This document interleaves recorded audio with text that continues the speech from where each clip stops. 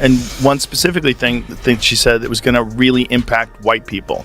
Jack up the debt, print money to provide housing, and everyone pays 30% for housing. Joe Rogan is unloading on Mamdani and city official C.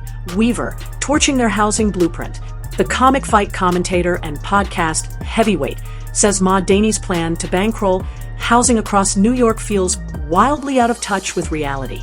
We're breaking down his precise comments and the shockwaves they might send through Mamdani's political prospects next. As always, hit subscribe, buckle up, and dive in. Now. She wants to, kill real estate value. That's her idea.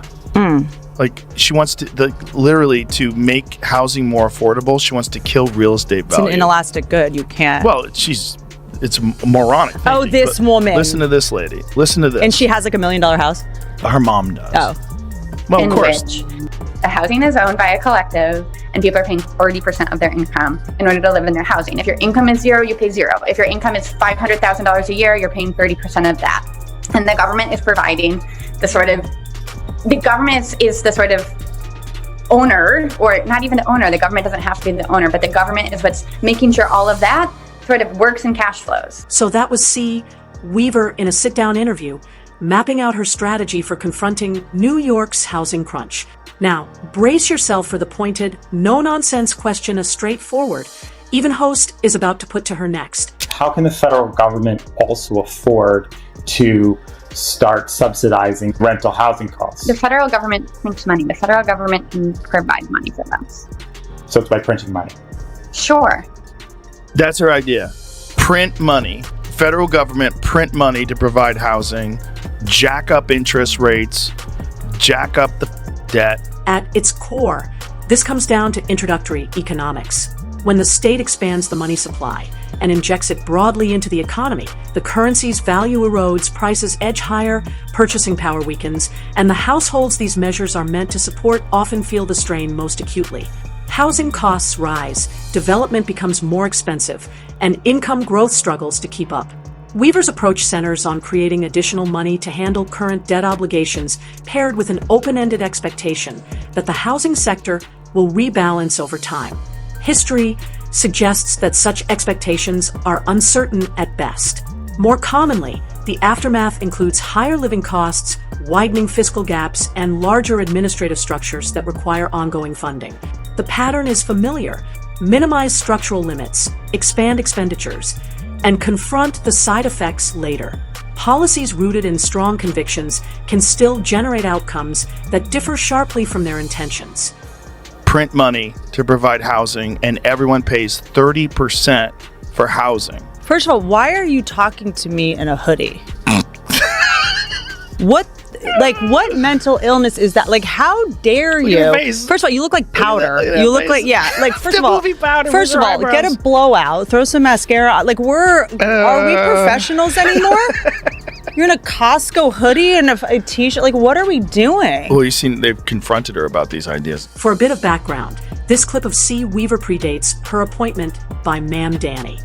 She's wearing a hoodie because it was a relaxed podcast setting, not a polished press conference. The wardrobe and setting are irrelevant to the substance of her remarks. What deserves attention is the proposal she introduces next. Weaver suggests that individuals with no income would pay nothing for housing, while those earning roughly $500,000 annually would have their housing costs capped at 30% of income. Framed on paper, the concept carries an air of compassion. In application, it raises questions about market mechanics. High-income participants would have little reason to remain in such a structure. Developers could hesitate to build if returns are restricted, and public financing demands could expand rapidly. The likely result is pressure on productive earners, constrained supply, and a growing expectation that a narrow segment of taxpayers can indefinitely subsidize the broader system. As a long-term housing strategy, the model faces significant challenges once real-world incentives are considered. But she didn't even know what she was saying. She was like, well, sort of, she was kind of... we won't own it. Her training was UCB.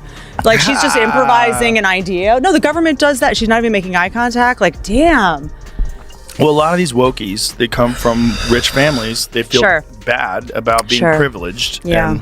And one specifically thing she said it was going to really impact white people.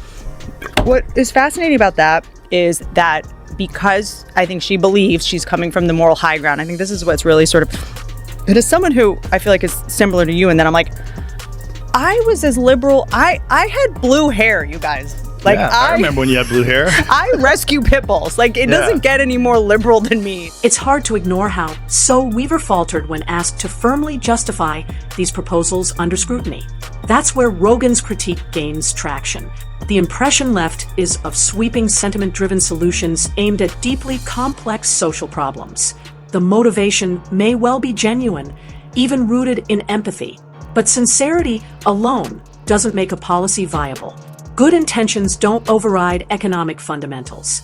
When decisions are steered more by emotion than by structural logic, the pattern is predictable, distortions grow, inefficiencies multiply, and unintended consequences land hardest on the very groups meant to benefit.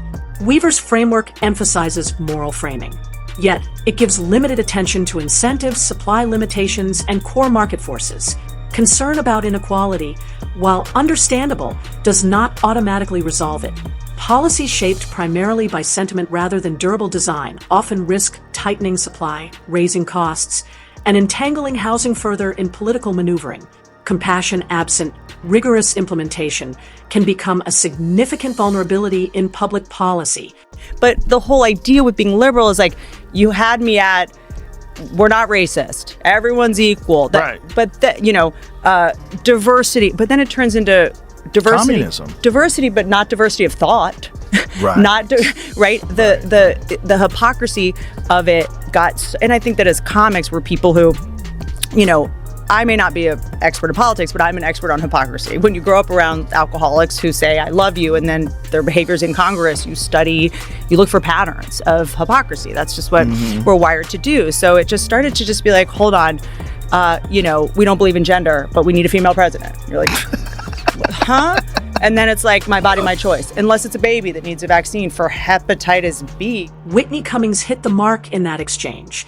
She called out what looks like a contradiction in C. Weaver promoting fixes that may be more emotionally satisfying than structurally sound.